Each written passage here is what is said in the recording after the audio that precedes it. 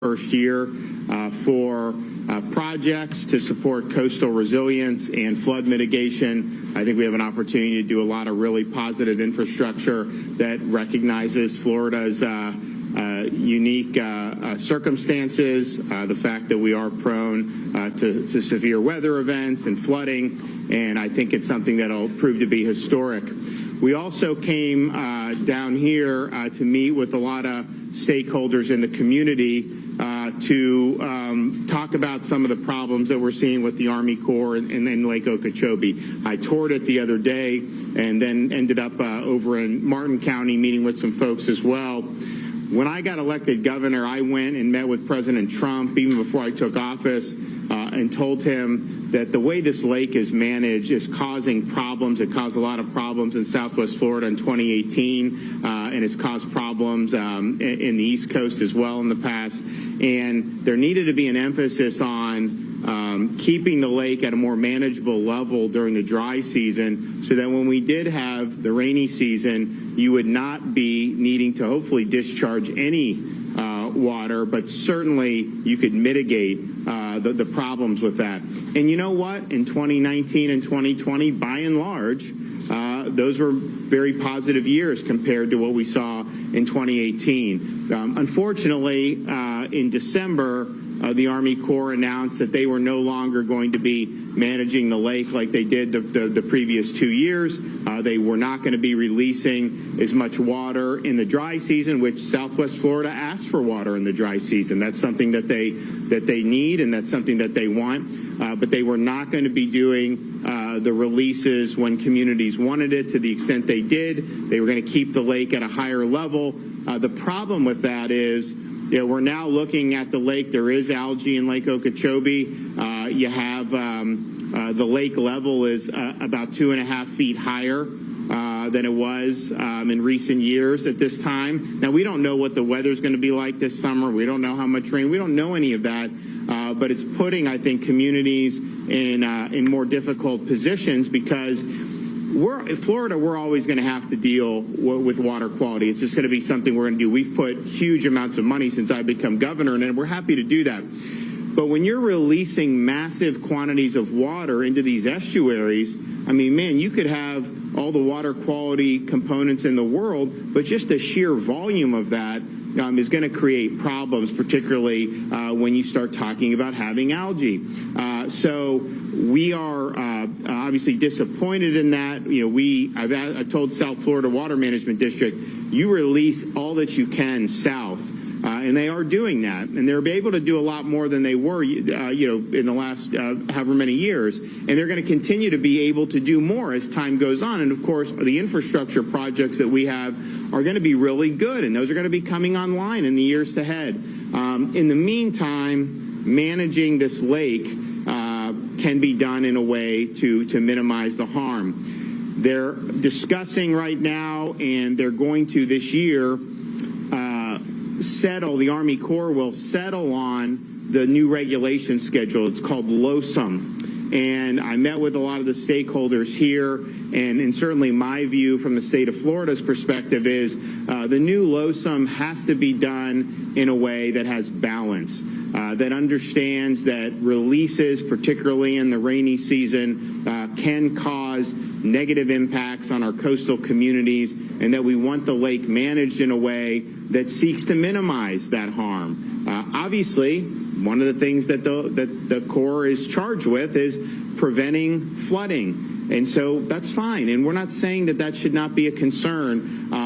But you clearly got to look at some of the other equities that are at stake here. And so the new LOSUM, we're going to be advocating for some regulation schedule that understands that you have a very diverse communities in Florida. We have a need for balance. And if we can achieve that balance in conjunction with all the significant investments we're putting in to water infrastructure, water resources, and water quality, we're going to be, in pretty good shape, in the not too distant future.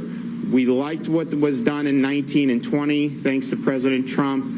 We're not in as good a position, and we're just asking the Army Corps, take some steps to mitigate the potential for seeing some of these releases over the summer. That said, If you look at where we were last year at this time, the tourism had been hit because of COVID. And a lot of these folks who are involved particularly in leisure and hospitality, they saw occupancy rates decline. The restaurants weren't filling it. You had all these issues. Slowly but surely, because Florida was open, because we wanted people to be able to work and make their own decisions, we've really bounced back. The numbers that we've seen so far in 2021 are really historic in terms of some of the occupancy, some of the revenue that's being generated. Certainly the revenue to the state in April, we were $750 million above in terms of revenue the April estimate, and they did the April estimate the second week of the month, and we still came in 750 more than that. So we've got a lot of really good stuff going. We think we'll continue to be very, very strong. Look, there aren't a lot of places people flee to right now for some break. Florida happens to be the #1 destination. I mean, I go to different areas and I just see and talk to people. I run into people from other states all the time saying, hey, thank you for what you're doing in Florida because we have a place to go. We're escaping some of these other states that have more that have an onerous regime in place. And so we're proud of that. We think we've been able to offer a lot of opportunity, but we're also mindful of if the Army Corps does a lot of harmful discharges in the summer months, that's going to make it more difficult for a lot of the folks here in these communities in Southwest Florida and other parts of the state. So this is something that can be done without costing a single penny. To have a good regulation schedule that balances the equities, and that's what we're going to be fighting for, over the coming weeks. Question?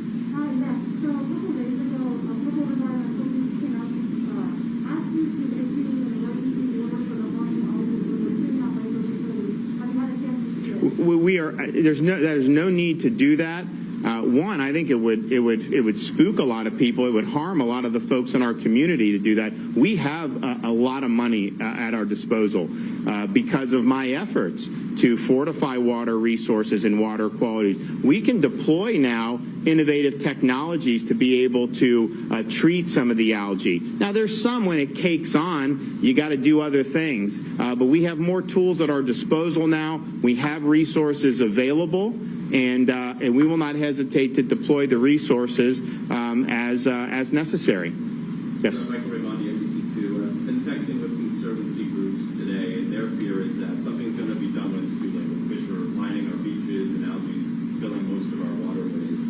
If you won't do an emergency order, is there something else? Well, the emergency order, understand, the emergency order does not impact the Army Corps releasing algae, okay? That doesn't do that at all. The emergency order would just let you access funds, but I already have access to the funds. And so if they're trying to sell you that, they are not being honest with you, okay? That is not true. This is not the state's doing of that lake getting higher and them doing the releases. That is the federal government that is doing that. They didn't do it the first 2 years of my governorship because I worked with the White House to not have it happen. Obviously, we're in a different administration now, and they have different priorities. And so it's them that are doing it. But declaring a state of emergency is not going to have any impact on that. It's basically going to allow me to access money that I can already access. But I think what it would do is it would scare people and act like, there's all kind. And with all due respect, I'm sure the way you guys would put that out is going to be designed to have the maximum shock value to get your clicks,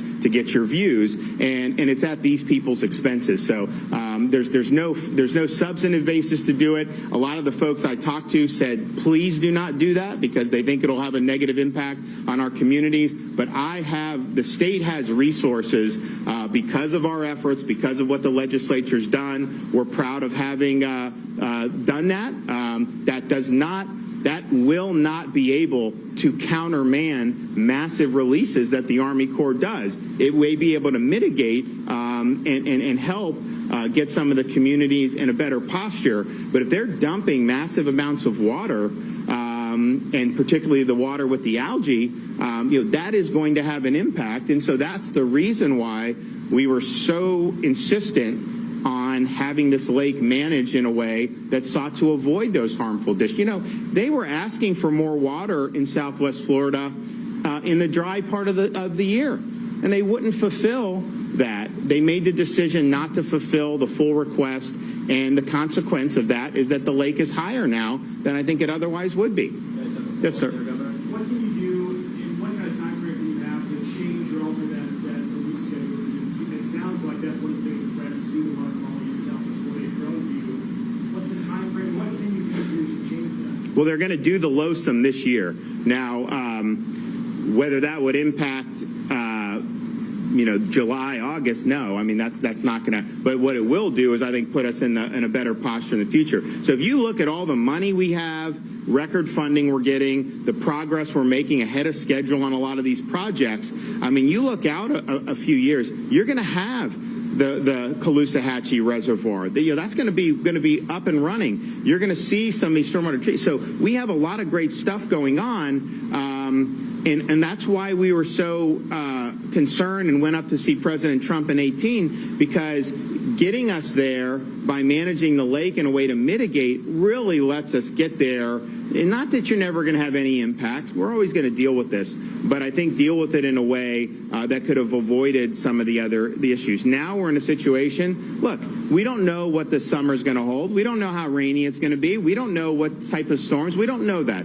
It may end up being okay. But when you see the lake where it is now, I think we've got to brace and assume you're going to have releases that we were seeking to avoid. Having a better schedule.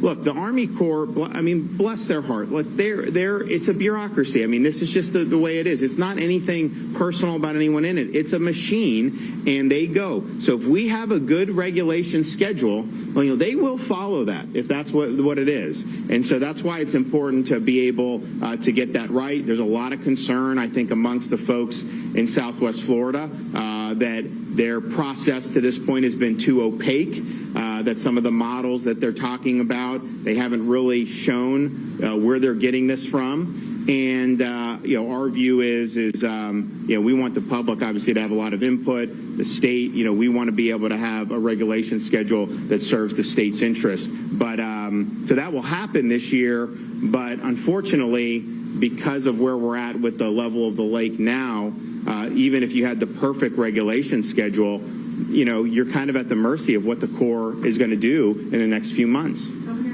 quick question. Yes. Last week we asked you about a paddling case at Central Elementary School in Houston. You said you were going to look into the state. So they are. So DOE is reviewing it. And after I talk with you, they're reviewing it. We looked. It's, I think, in about 20 counties. I think mostly in our rural counties. So they're going to do a survey to see how that's been handled, over the recent years. They're going to report back to me, and we'll take a look at it. So we are following up. Yep.